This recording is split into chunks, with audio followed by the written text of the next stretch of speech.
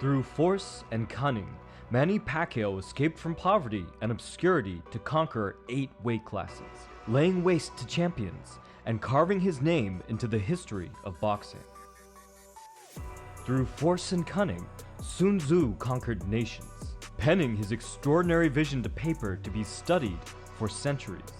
In war, or in single hand-to-hand combat, there are parallels that stretch across time, fundamental truths that the greatest warriors learn to harvest to their advantage. Since the beginning of this channel, it has been my hope to show the beauty of martial arts, to dispel the myth that combat sports are a savage affair, where mindless men behave like animals while the unwashed masses revel in their bloodlust. Boxing, like any martial arts, is a thinking man's game, and the strategies and tactics used by both Sun Tzu and, over 2,000 years later, by Manny Pacquiao are a testament to that. Sun Tzu's greatest revelation, a theme that runs throughout his teachings, is that all war is based on deception. While a casual fan may think that Pacquiao's furious and relentless assaults are actually reckless or blatant, the skilled martial artist will note layers upon layers of nuance and facade. Even the most casual fan, if they are clever, might ask themselves, how does Pacquiao get away with being so insanely aggressive when others can't? As Sun Tzu advocated, Pac-Man tricked and trapped his foes, controlling the distance and playing with angles and positions, luring them into bad situations of their own making.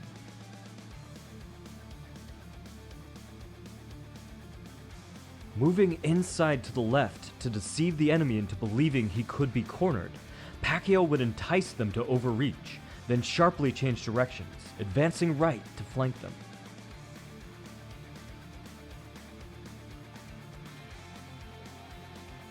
Or, he may allow the enemy to believe that they've established the superior outside foot position, but then move even deeper inside to square them up for a full force assault.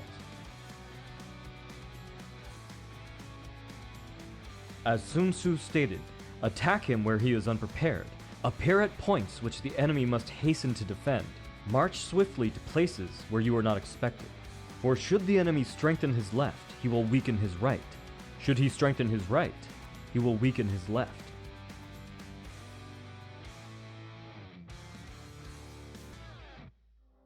When Pacquiao fought the great Puerto Rican champion Miguel Cotto, he controlled the distance, constantly presenting himself in range for Cotto's rights. Shuffling back to encourage Cotto to overreach, Pacquiao would stop short and shovel rear uppercuts into his chin. His retreat was not made out of fear, but to lure him into a vulnerable position. As Sun Tzu stated, by holding out baits, the good general keeps his opponents on the march. Then he lies in wait for him. He sacrifices something, so that the enemy may snatch at it. Pacquiao would use his own head as bait, placing himself into dangerous and predictable positions to entice his foes to attack. Once they did, Pacquiao had a surprise prepared for them.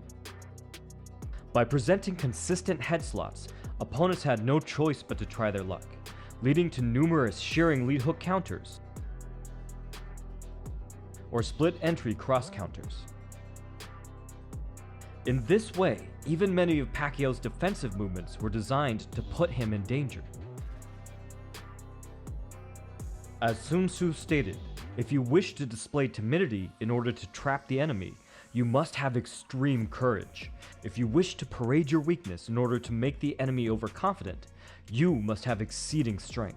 The reason these tactics went unnoticed by opponents and pundits is that Pac-Man was so insanely, unreasonably aggressive in his bouts. However, without Pacquiao's blatant recklessness and bravery, his calculated timidity would never have worked.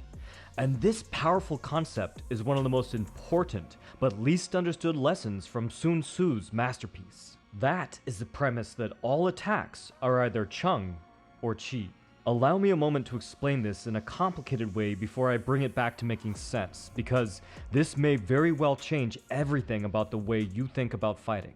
Chong and Chi, each of these two words encompass a wide range of meanings, with various generals translating and contextualizing them a little differently.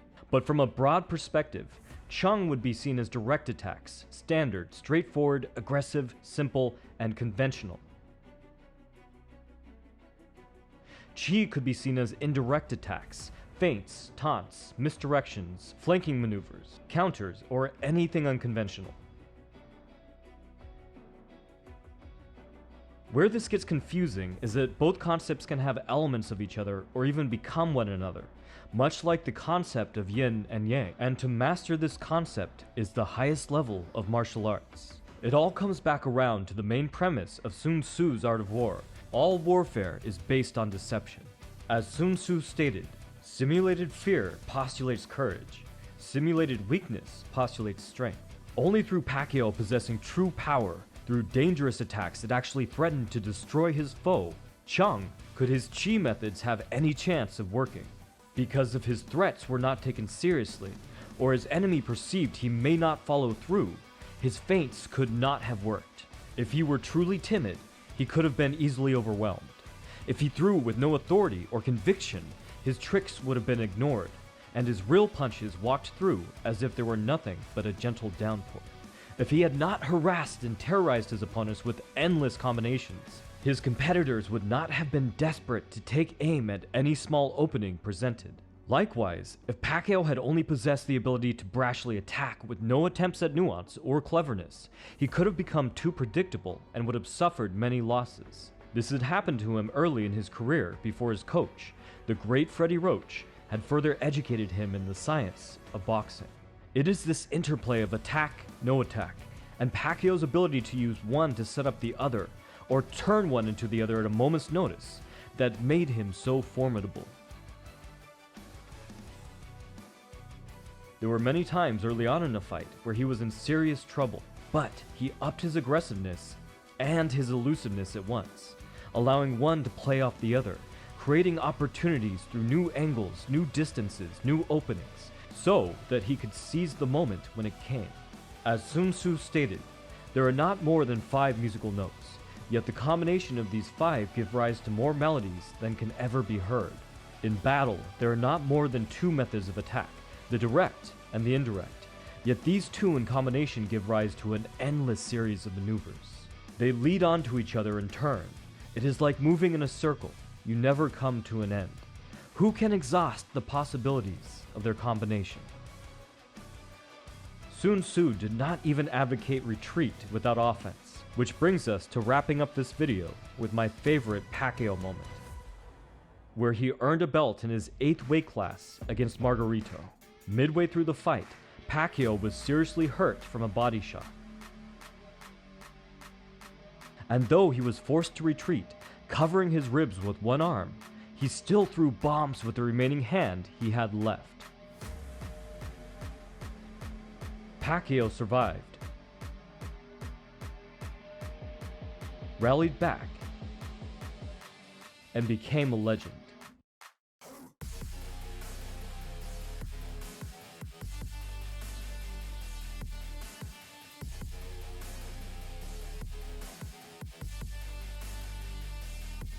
This is the art of Manny Pacquiao, and through studying him, studying Sun Tzu, or any of the other great masters of combat, you too may develop your own art, your own style, and move boldly, but wisely, into whatever the future may hold. Check out my technique books if you'd like to learn more. Check out Freddie Roach's new YouTube channel, it's a wealth of knowledge, and of course, read The Art of War, it's well worth reading. From the Modern Martial Artist, this has been David Christian, wishing you happy training.